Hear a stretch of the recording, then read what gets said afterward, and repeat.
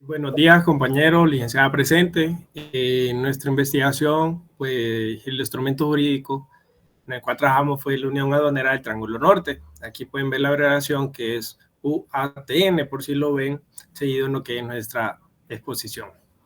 Siguiente.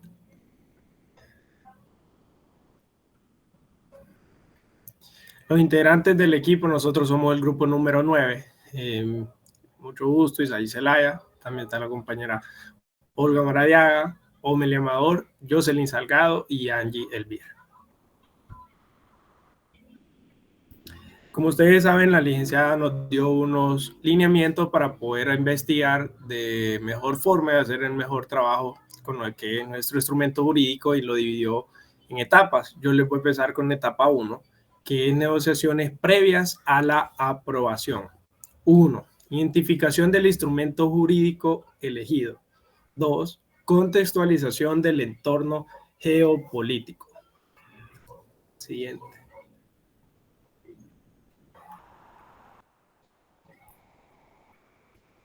Como pueden ver, el decreto, o sea, en nuestro instrumento está decreto número 144/2015, protocolo habilitante Unión Aduanera. Nombre oficial, pues es ese. La fecha de adopción fue el 29 de junio del 2015 por Guatemala y Honduras, con entrada en vigor el 26 de junio del 2017. Esto es bien importante que lo recuerden. Solo 2 países mencioné.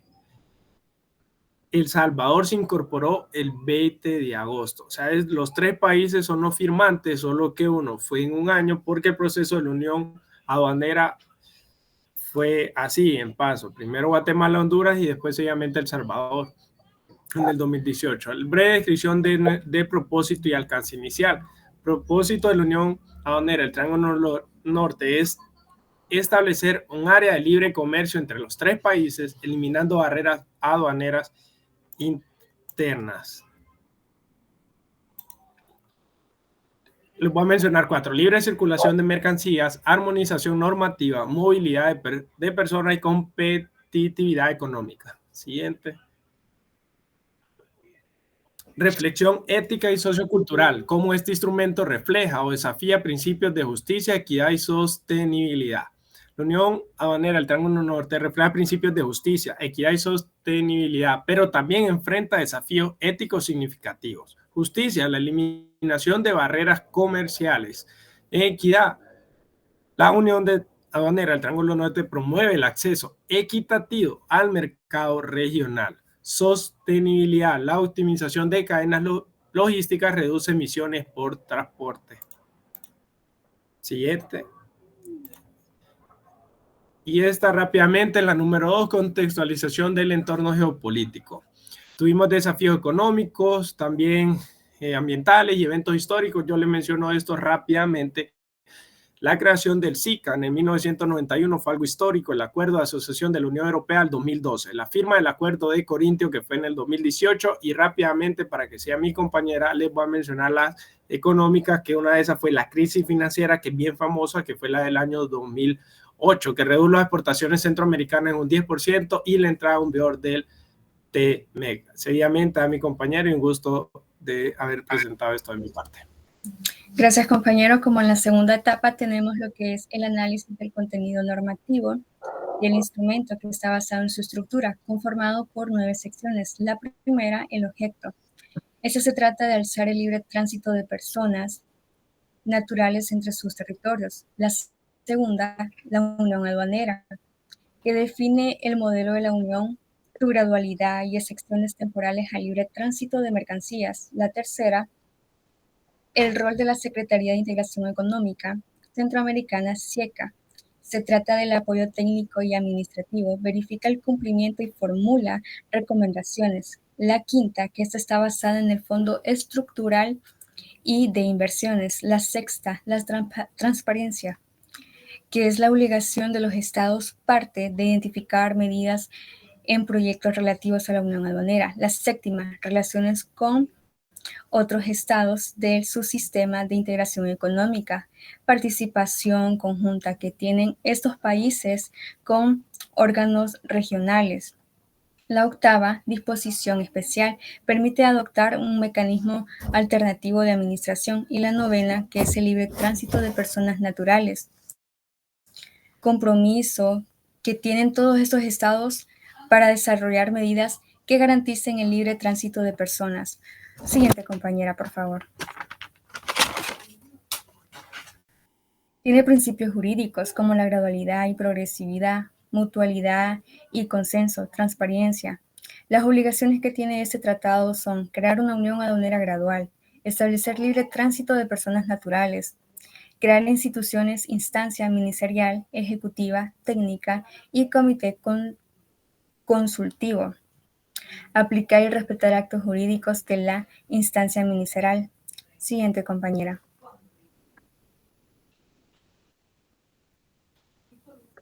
Tiene incentivos. Sus incentivos son fondo estructural y de inversiones, facilitación comercial, acceso conjunto a foros o foros regionales. Siguiente compañera. Sus cláusulas más importantes se basan, por ejemplo, en el primero del artículo 1. Establece un tratado integrador que no se limita al comercio, modelo adaptado al artículo 2, enfoque gradual y flexible. Institucional del artículo 3 al 5, aporte estructural con niveles políticos y técnicos. Siguiente compañera. Y en la evaluación de los debates o controversias que surgieron, países con condicionamiento o demoras, está El Salvador como observador en el 2016 y demandó negociaciones técnicas en temas como aranceles, migración y tributos antes de incorporarse plenamente. Guatemala y Honduras, ambas impulsaron primero la unión bilateral desde el 2014 al 2017 y luego incluyeron la incorporación de El Salvador, estableciendo excepciones para productos sensibles como agrícolas e industriales en el libre tránsito de comercio. Siguiente compañera. Análisis de prensa, conferencias o fuentes oficiales. En la prensa tenemos los temas más principales, por ejemplo, las dificultades entre países miembros, resistencias por sectores sensibles agrícola, desigualdad económica, temor a la competencia externa, que tenemos el ejemplo del Diario de Hoy, que es una prensa de El Salvador, Prensa Libre, que es una de Guatemala. En las conferencias se tocaban temas como amortización fiscal, comercio intrarregional, solución de disputas, infraestructura aduanera y transporte, que provienen de la CURE SICA del 2022, y sus fuentes oficiales se basan todos en la Secretaría de Integración Económica Centroamericana SIECA. Y eso es todo de mi parte.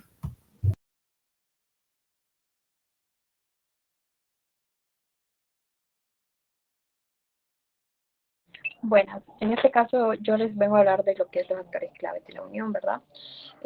A continuación se le presenta durante pues la etapa de la negociación participaron varios actores claves. En este caso tenemos a los ministerios de Economía, Comercio y Finanzas relacionados exteriores lideraron el proceso. La Secretaría de Integración Económica Centroamericana, también conocida como SIECA, actuó como coordinador técnico. También intervinieron organismos internacionales como el BIC y la cooperación alemana GIS, ¿verdad? Quienes ofrecieron apoyo técnico y financiero. El sector privado de la sociedad civil también participaron, ¿verdad? Incluyendo cámaras de comercio, gremios de exportadores e importadores, sindicatos y ONGs. En 2015, los presidentes de Guatemala y Honduras firmaron la declaración para establecer la unión aduanera. Y El Salvador se unió posteriormente apenas en el 2018. Guatemala y Honduras lideraron este proceso inicial buscando reducir costos logísticos, ¿verdad? El Salvador fue más que todo más cauteloso por motivos fiscales. Los organismos internacionales facilitaron la armonización normativa, mientras que el sector privado presionó por una implementación eficiente. En la etapa legislativa y diplomática se firmó en el 2015 la hoja de ruta de la integración profunda. Esta incluía disposición sobre aranceles, aduanas y normativas, lo cual aduanas normativas sanitarias en el 2017. Se formalizó la operación entre Guatemala y Honduras. El Salvador se incorporó en el 2018, como se le reiteró, ¿verdad? Y en este caso, más que todo, dar una explicación más detallada, ¿verdad? Cuando hablamos de los actores claves, no solo nos referimos a quienes firmaron documentos, sino a todos los que influyeron directa o indirectamente en el proceso. Se puede ampliar, por ejemplo, las cámaras de comercio de cada país que se encargaron de expresar preocupaciones del sector exportador, como los tiempos de aduana o los requisitos sanitarios. O si bien también los gremios transportistas, que en este caso, por su parte exigían rutas más seguras y procesos menos burocráticos en frontera. Un dato curioso que me gustaría mencionar, que a nivel regional, este fue uno de los primeros esfuerzos donde la sociedad civil fue escuchada activamente, incluso intervino ONGs ambientales que pidieron que se armonizaran los controles fitosanitarios. Así se les conoce, fitosanitarios. En este caso, sobre el rol de SICA, más que todo funciones específicas, ellos elaboraron borradores legales, crearon plataformas, trámites digitales y coordinaron rumores técnicos virtuales, presenciales con expertos de los 3 países. Además, fungieron como árbitro neutral, como había diferencias en normativas o intereses. En este caso, pues, para cerrar esto, es un proceso que solo cambia la forma que se comercia entre Guatemala y Honduras, y El Salvador también se convierte en un ejemplo para otros bloques. Y un dato complementario que me gustaría adicionar es que hoy en día más del 70% del comercio entre estos países ya se realiza bajo condiciones simplificadas gracias a esta unión. Hasta aquí mi aporte.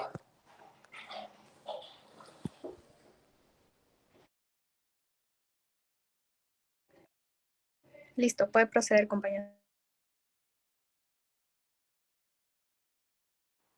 Hola, buenas. Yo les voy a seguir hablando sobre los aportes para la mejora en Honduras o región latinoamericana y elementos claves de la propuesta, ¿verdad? En los aportes para la mejora en Honduras tenemos 4, que es el fortalecimiento institucional, unificación digital y comercio electrónico, ampliación del alcance y fronteras inteligentes. El primer punto, que es el fortalecimiento institucional, es crear, ¿verdad?, una Secretaría Técnica Regional que supervise la implementación de normas aduaneras digitales. Como segundo punto, tenemos lo que es la unificación digital del comercio y comercio electrónico, que esto es, ¿verdad?, desarrollar una plataforma regional única para comercio electrónico y despacho digital. Como tercero tenemos lo que es la ampliación del alcance, que esto es pasar de solo mercancías, ¿verdad?, a incluir servicios digitales, inversiones y circulación de personas también, o al menos en sectores tecnológicos. Como cuarto punto tenemos lo que es las fronteras inteligentes, que esto es, más que todo, es invertir en una infraestructura tecnológica fronteriza, ¿verdad?, con interoperabilidad digital y sistemas de escaneo automatizado para reducir tiempos. Siguiente, por favor. También elementos claves de propuesta. Como primer punto, tenemos lo que es que requiere una nueva política regional conjunta, ¿verdad? Que esta es más que todo basada en principios de interoperabilidad, código armonizado, ciberseguridad regional y confianza digital. Como segundo punto tenemos lo que es la reforma institucional, que esto es más que todo una creación de una autoridad centroamericana de comercio electrónico y aduanas con funciones técnicas, no políticas, ¿verdad? El tercero, que es enlace con el comercio internacional, que esto es una mayor competitividad exportadora gracias a reducción de tiempos y costos y mejoras condiciones para tratados multilaterales. Como cuarto punto tenemos lo que es el enlace con la protección ambiental, que esto es una digitalización que reduce el uso de papel, ¿verdad? Tráfico logístico innecesario, y ya que esto fomenta o fomentaría una logística más verde. Y como último punto tenemos lo que es la plataforma, que puede facilitar la equidad. En esto tenemos lo que es registro de pequeñas empresas digitales. Como primero, como segundo tenemos la integración tributaria justa con un enfoque progresivo, ¿verdad? Y como tercero tenemos la transparencia fiscal gracias a trazabilidad digital y una posibilidad de incorporar sellos de sostenibilidad regionales para productos de exportación. Esto sería todo de mi parte. Los dejo con mi siguiente compañero.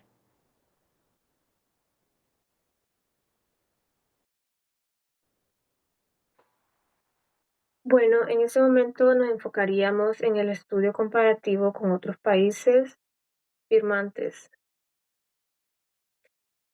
Principalmente tenemos tres etapas. La primera sería cuando fue la unión con Guatemala y Honduras en el 2017.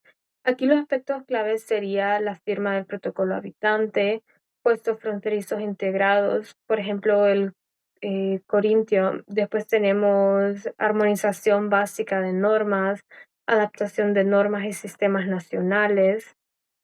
Pero ya en la segunda adaptación que sufrió el acuerdo sería en 2018 con la integración o con el estudio que hizo El Salvador. Las nuevas adaptaciones que se hicieron fueron normativas de sistemas nacionales. La otra fueron nuevos puestos fronterizos como el amatillo. También tenemos ajustes normativos de régimen de origen, también la aplicación a tránsito tripartito.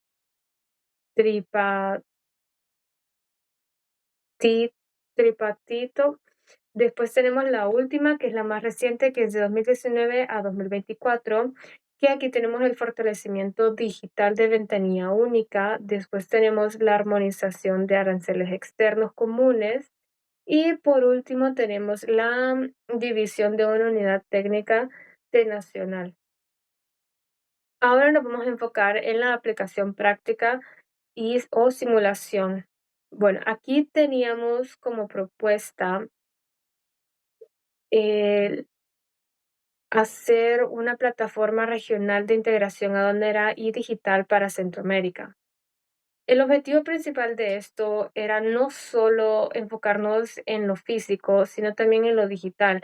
¿A qué me refiero con lo físico? No solo enfocarnos en fronteras o mercancías, sino que aplicar lo digital, que serían sistemas, comercio electrónico, pero algo muy importante que sería bajo políticas regionales comunes. Después tenemos los elementos claves de estas propuestas, que serían 5. Primero, requiere una nueva política. Me refiero a que tendría que mejorar todos los sistemas digitales. Ya no tendría que haber tantas fallas, por ejemplo, en ciberseguridad o la confianza digital. El segundo punto sería la reforma institucional, como crear una autoridad central que no sea que no sea tanto política, sino más enfocada en el comercio electrónico y en las aduanas como tal. Después tenemos el enlace en el comercio, que sería mayor competitividad exportadora gracias a reducciones de tiempos y costos, mejores y condiciones para el tratado de multilateralidad. El cuarto sería en los enlaces en la protección ambiental, y aquí seríamos pioneros en este aspecto, ya que en Centroamérica no se tiende mucho a cuidar este enfoque que sería medioambiental. Entonces aquí podrían cuidar mucho tal vez el reutilizar papeles o el tráfico logístico.